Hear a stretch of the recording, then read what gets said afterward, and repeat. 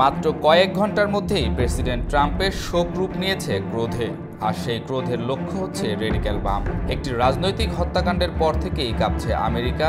White হাউসের corridor থেকে oval office পর্যন্ত নেমে এসেছে গভীর শোক।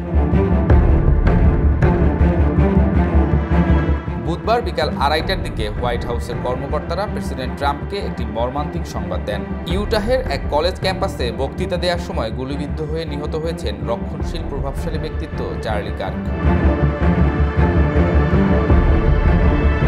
বুধবার সন্ধ্যায় ট্রাম্পের শোক রূপান্তরিত হয় তীব্র ক্রোধে।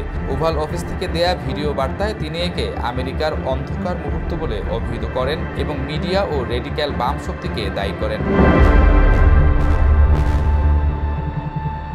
বছরের পর বছর ধরে রেডিক্যাল বামরা চার্লির মতো চমৎকার আমেরিকানদের নাশী এবং বিশ্বের সবচেয়ে নিকৃষ্ট গণহত্যাকারী ও অপরাধীদের সাথে তুলনা করেছে। এই ধরনের বক্তব্য আজ আমাদের দেশে যে সন্ত্রাস আমরা দেখছি তার জন্য সরাসরি দায়ী, বলেন ট্রাম্প। তিনি আরও ঘোষণা করেন যে তার প্রশাসন এই নৃশংসতা ও অন্যান্য রাজনৈতিক সহিংসতায় অবদান রাখা প্রতিটি ব্যক্তি এবং সংগঠনকে খুঁজে বের করবে যারা এর অর্থায়ন ও সমর্থন করে। ইতোমধ্যেই ট্রাম্প রবিবার পর্যন্ত কার্কের সম্মানের সমস্ত পতাকা অর্ধনমিত রাখার ঘোষণাপত্র স্বাক্ষর করেন। সন্ধ্যা 5:30টার দিকে কালো পোশাক পরা একজন কর্মী উত্তর লনের বিশাল পতাকা নামিয়ে আনেন। কয়েক মিনিট পরে হোয়াইট হাউসের ছাদের পতাকাও একইভাবে নামানো হয়। তবে সমালোচকরা উল্লেখ করেছেন যে গত জুনে মিনেসোটা রাজ্যের ডেমোক্র্যাট প্রতিনিধি মেলিসা হোয়ার্টম্যান এবং তার স্বামী নিহত হলে ট্রাম্প এমন সম্মান প্রদর্শন করেননি।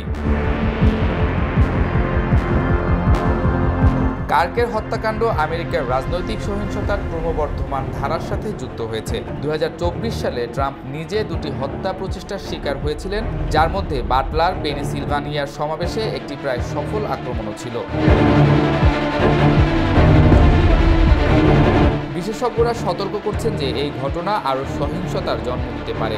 মেরিল্যান্ড বিশ্ববিদ্যালয়ের গবেষক জেনসেন বলছেন, আমরা খুবই বিপজ্জনক পরিস্থিতিতে আছি যা সহজেই ব্যাপক নাগরিক অস্থিরতায় রূপান্তরিত হতে পারে।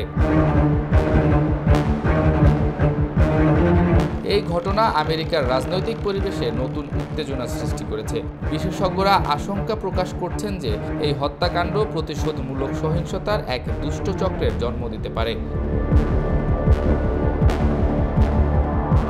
কার্কের মৃত্যু শুধু একটি ব্যক্তিগত ট্র্যাজেডি নয়, বরং আমেরিকার গণতান্ত্রিক মূল্যবোধের উপর একটি আক্রমণ। আগামী দিনগুলো দেখাবে যে আমেরিকা এই সহিংসতার চক্র থেকে বেরিয়ে আসতে পারবে কিনা, নাকি আরও গভীর রাজনৈতিক বিভাজনের দিকে এগিয়ে যাবে।